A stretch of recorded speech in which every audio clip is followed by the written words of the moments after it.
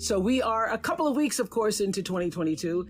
And I know that so many people have made resolutions. Some of you already broke them already, whether it's to put your health at the top of your to-do list or follow your passion. I know the mark of a new year is that we've been conditioned to reset and get all pumped up for our next chapter and all the possibility that awaits. But I want to propose something to you all today. I want to propose that you resolve something very powerful, to love who you are right now. And of course, I think that wanting to be your best self and setting goals and intentions is really major. But I remember during a stop on the 2020 Vision Tour, I met this reporter in Miami.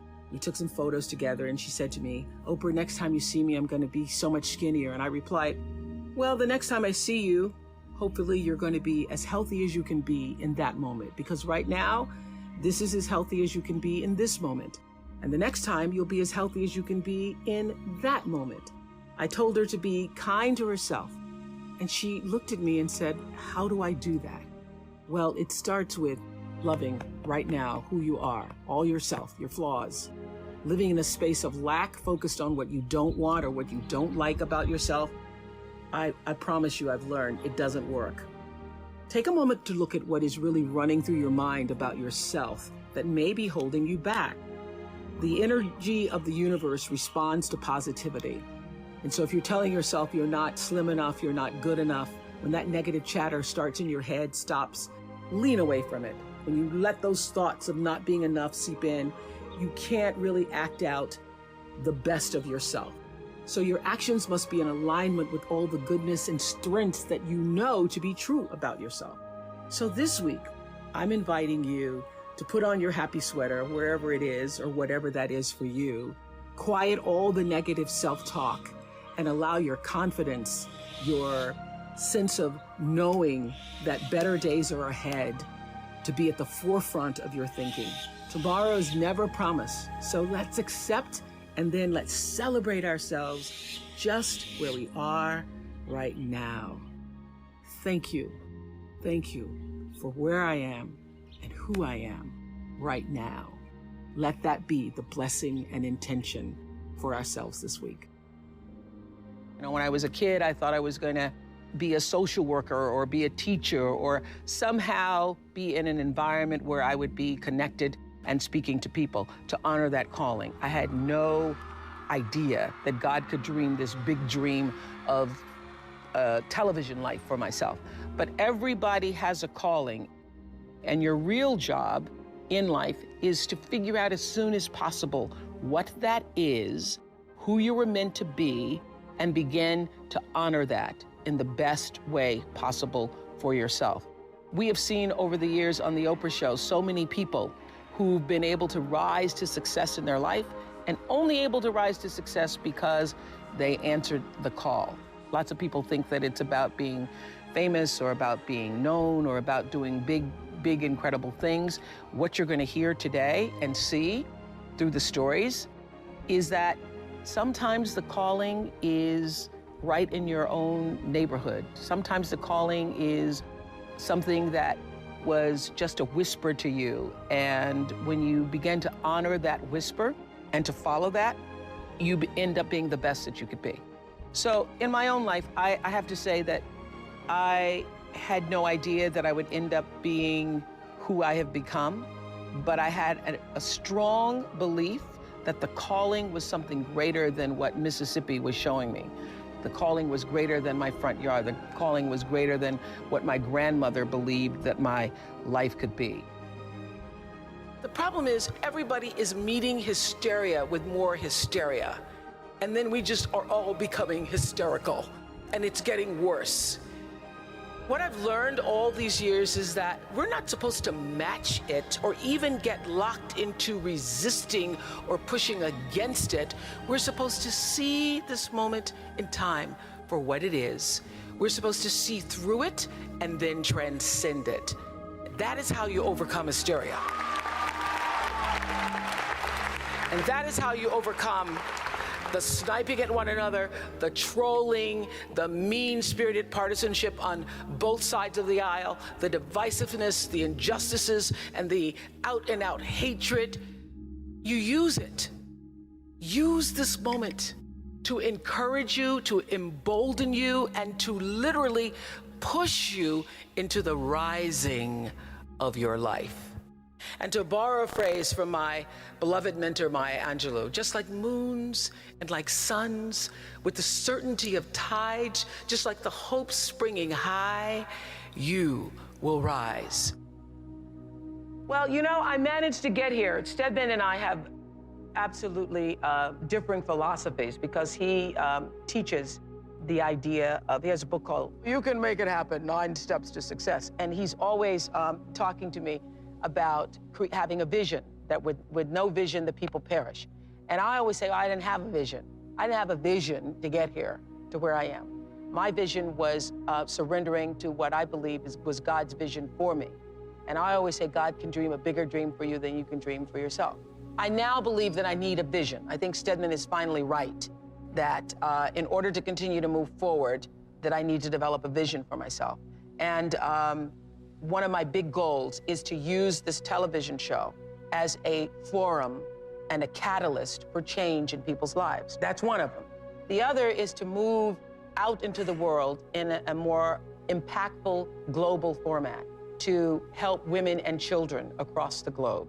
Without education, the people perish. Without education, nobody will be able to survive.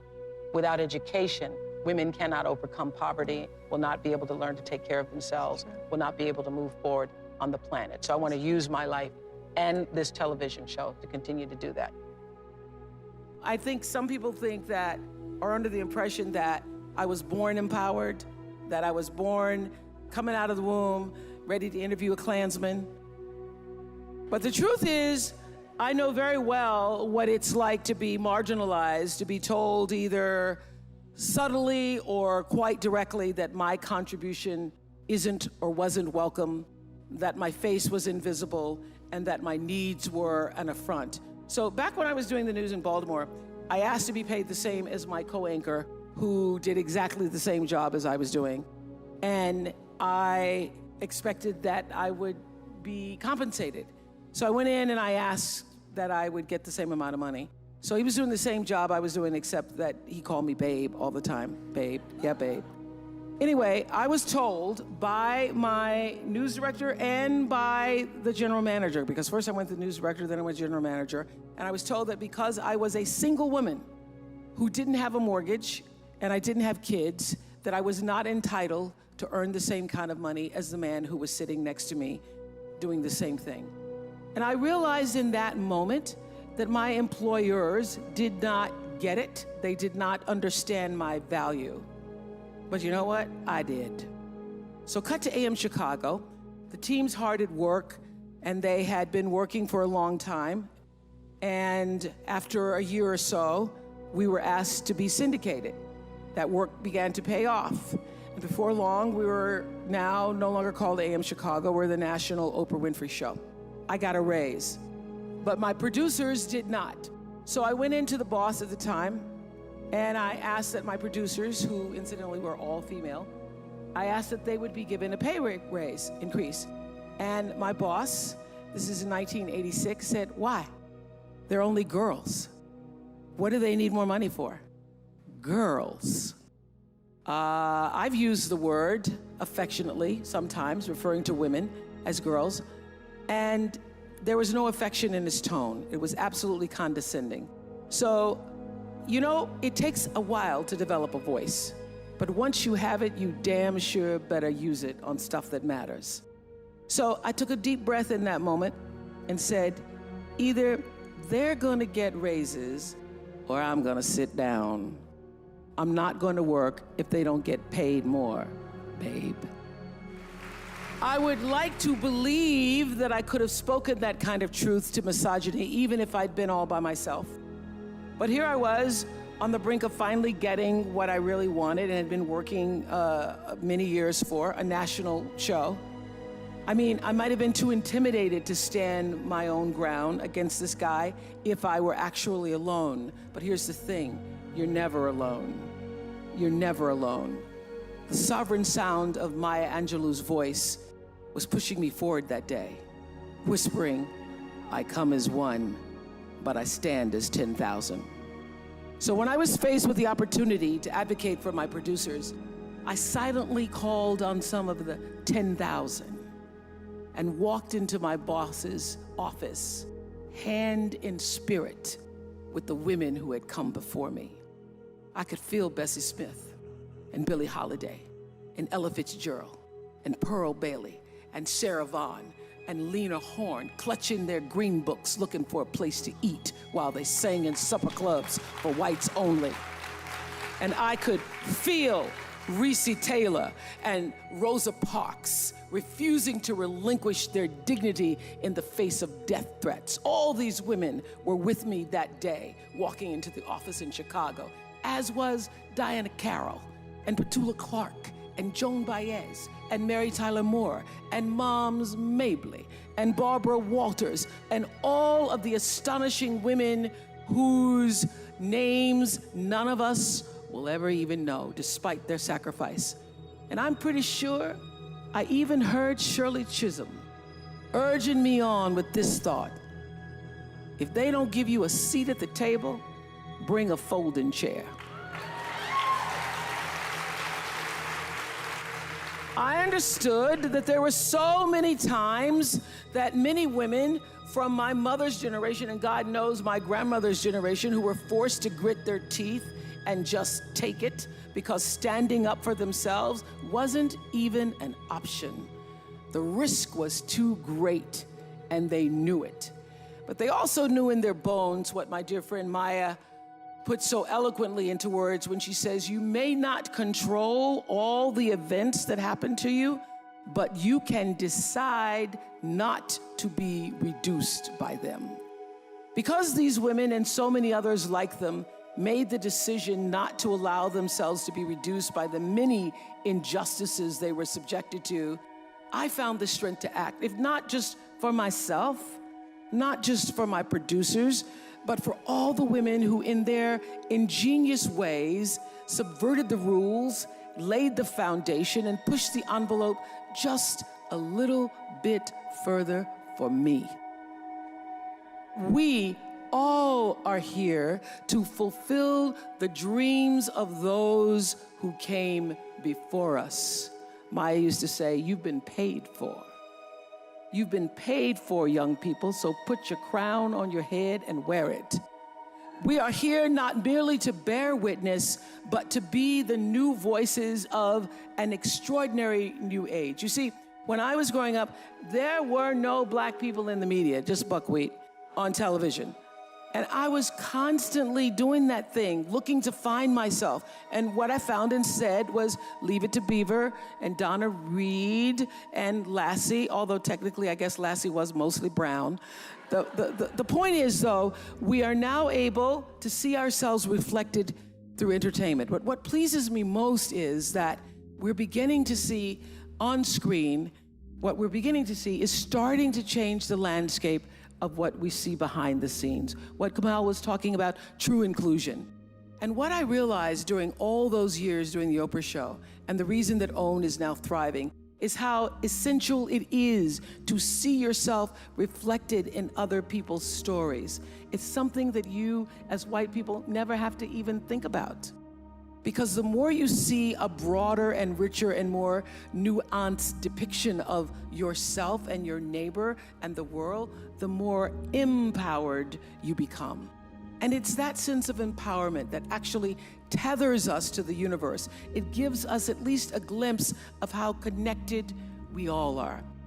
So what a blessed sign of progress it is to know that millions of kids in 2019 don't have to stand with their noses pressed up against the window or the television screens, looking in at a family that makes them feel less than by comparison. Today, we can point to work that says you are every bit as valued and vital to the fabric of life as anyone else. You are a part of a community. But it takes time. It takes time to see yourself. It takes time to hear yourself and to feel appreciated for just being yourself. Empowerment does not happen overnight. Like change, it is never just one thing. It is a series of consistent steps great and small, that proves to us again and again that genuine change is actually possible. So many people are worried about building a brand. I hear kids on social media talking about their brand. And I used to really resent the word when people would say to me, oh, you have this brand, because I never even thought about a brand. I just thought about day in and day out, making the best right choice for me. But now I embrace it because I recognize people see me as a brand. But for me, it's not a business. It is a question of what do you stand for? And I will say this, you're nothing if you're not the truth. And that's if I could leave you with any message today, that is it. The biggest reward is not financial benefits, though it's really good. You can get a lot of great shoes. Nothing wrong with great shoes. But those of you who have a lot of shoes know that having great shoes and a closet full of shoes or cars or houses or square footage doesn't fill up your life. It doesn't. But living a life of substance can. Substance through your service, your offering of your whole self.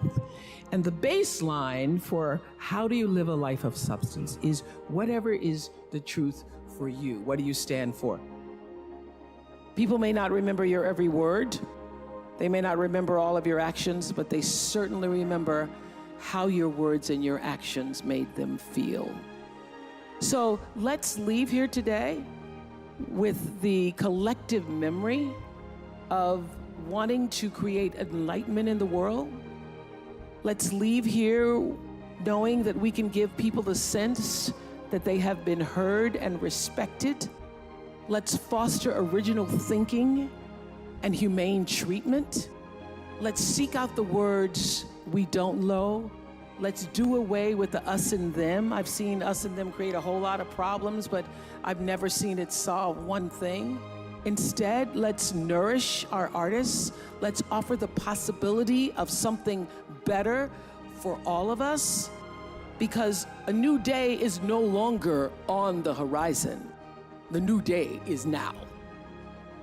One of the things I started to get around mid to late 90s is that everybody that I had on the show, at the end of the show, would say something to me like, was that okay? Was that okay? How was that? Was that okay? Right. At the end of the interview. And I started to then track it. It didn't matter if it was, I had gone and done a show where I was in a prison and I was interviewing a father who was in jail for life for murdering his twin daughters. And at the end of the interview, even behind bars, he said to me, is that okay? How'd I do? And Barack Obama said it when he sat in the chair the first time, and George Bush said it. This is what I learned sitting in that chair for 25 years, that at the end of the day, whether you are interviewing me or I get to interview you, whatever your profession is, wherever you are in your life, in your relationships, every person that you encounter, every experience, the person wants to know, was that okay? Was that okay? And what I started to hear was that what people are really saying is, did you hear me? Did you hear me?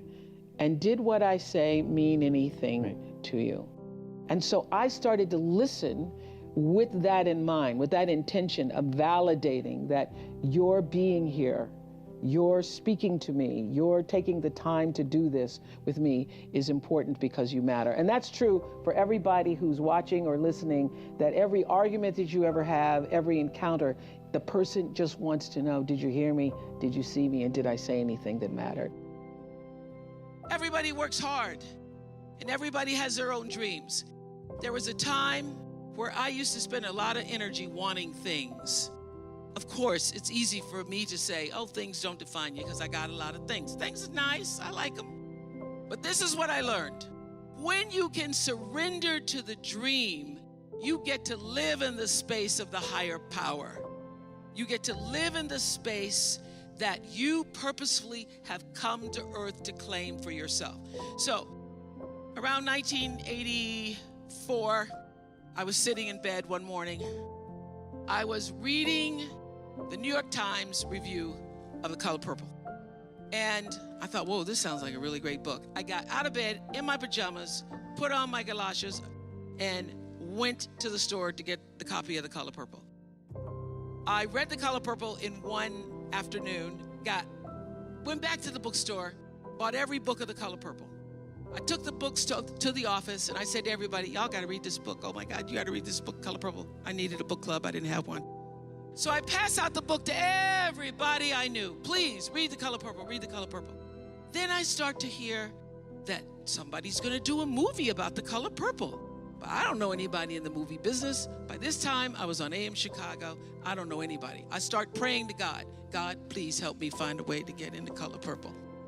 I say, Jesus, I don't even have to have a speaking part. I will be, because I went to the movies and I saw on the movie credits, at the last credit, there's something called Best Boy. So I said, Jesus, if you just let me be Best Girl, that'll be all right by me. I can be Best Girl. I can carry the script. I can help the people with the water. I can do whatever. So I start praying for The Color Purple. As divine law would have it, Quincy Jones comes to Chicago. And he is in Chicago for 1/2 of a day because somebody has filed a suit against Michael Jackson claiming that Billie Jean was their lover and that's not his song. So Quincy had taken the red eye to Chicago. He was in his hotel room. He was coming out of the shower, and the television in his hotel room is on AM Chicago. There sits little chubby me with my Jerry curl on AM Chicago. Quincy Jones tells Reuben Cannon, the casting agent, I think I found Sophia. So I get a call from Reuben Cannon who says, I'm calling about a movie. It's called Moon Song. Would you be interested to come and audition? And I say, I have not been praying for Moon Song. I have not been praying for Moon Song. I've been praying for The Color Purple. He said, well, I think you should come and audition. So I go to audition. You know, movie people, they make everything all secret. Steven Spielberg didn't want anybody to know he was doing Color Purple. So on the outside of the script, it says Moon Song. But I know all the words by heart. So when I open the script, I know this is The Color Purple, Jesus. This is The Color Purple. So I auditioned for The Color Purple. I can't even believe it. They don't just want me to be the water girl or the best girl. They are asking me, do I want a part in the movie? Oh, I'm thinking prayer works. 3 months pass. 3 months is a long time. I auditioned in February, March, April, May comes. I haven't heard anything. So I call Reuben Cannon. I say, Mr. Cannon, I'm sorry, sir, I haven't heard anything. I expected to hear something by now. And Reuben Cannon, African-American man, says to me, you don't call me, I call you. And I didn't call you. Do you understand that I have real actresses who have auditioned for this part? Real actresses. And he tells me who just left his office. And I went, well, okay, I'm not getting that part. So I hang up the phone and I start crying. I can't believe that God has played this trick on me. I think, this is a trick. So I decide that this is because the fat has finally caught up with me. The fat has finally caught up with me, and now I must get rid of the fat. In 2 weeks, I am going to go to a fat farm, and I'm going to lose 25 pounds. I'm gonna drink a lot of green juice. I'm gonna have some cleanses and colonics.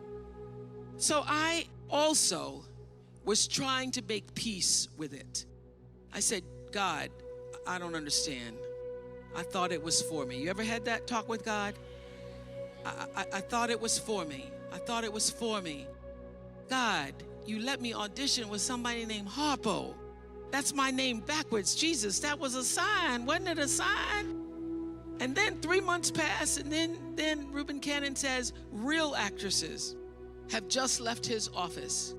So I start to pray on the track. I'm out on the track at the fat farm, and I am running around at the track at the fat farm. It starts to rain. Y'all know how that is.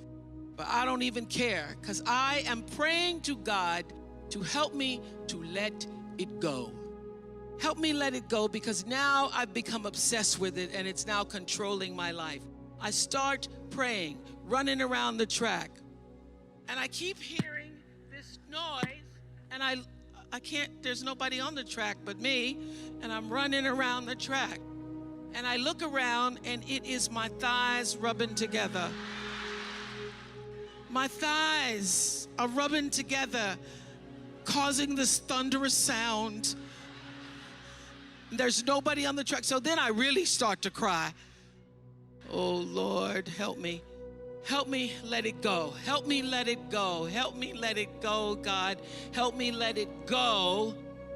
And you ever did this prayer where you say, okay, Lord, okay, I'm gonna let it go. Then you get up and you go, well, I think I still got a little bit of it. I did. Help me let it go. But I am not gonna be able to see the other actress in my part. I won't be able to see it. I won't be able to see Color Purple. Just can't never see it the rest of my life. I won't be able to see it. So then I started, I don't know where it came from. I surrender all. I surrender all. All to thee, my blessed Savior. I surrender all. I sang and I cried. I sang and I cried and I prayed some more until I could reach the point where not only will I be able to go to the movie, but I can bless the other actress. I can bless her. I can say, I bless you. I bless you. I bless you with this. I surrender all. I surrender all to thee, my blessed Savior. I surrender all. And I tell you, in my greatest testimony, that the instant I laid that thing down, I'm telling you, when I laid it down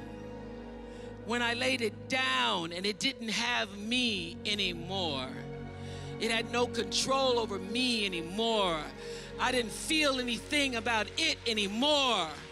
When I let it go, when I intentionally surrendered it to the power that was greater than I could ever know, the instant that happened, a woman comes running out of the cafeteria screaming, Winfrey? Is your name Winfrey? For 10 years, nobody could pronounce my name. I said, yes. She said, somebody's on the telephone for you. He said his name's Spielberg. I get to the phone. He says, I hear you're at a fat farm. I said, no, sir. This is a health retreat. He says, I'd like to see you in my office in California tomorrow. This was in Wisconsin. I'd like to see you in my office. And if you lose a pound, you could lose this part. No problem do I have. I don't have no problem not losing a pound. So, honey, I packed my bags and I stopped at the Dairy Queen. I got 3 scoops just in case I'd lost a half a pound. And the next day, I was in Steven Spielberg's office and he said, you're hired. You're hired. You have no idea of the power of noticing another human being and what it feels like when somebody knows that they have been seen, truly seen by you. It is the greatest offering you can give. And all those years of the Oprah show, the greatest lesson I learned was that, after every show, someone would say invariably in one way or another, how was that? I'd finish an interview with the father who killed his twin daughters. I'd finish an interview with politician Barack Obama, Joe Biden, George Bush, Beyonce. They all say the same thing. How is that? And so I started to see that there's this common thread in our humanity where everybody wants to know, how was that? Did I do okay? Did you hear me? And did what I say mean something to you?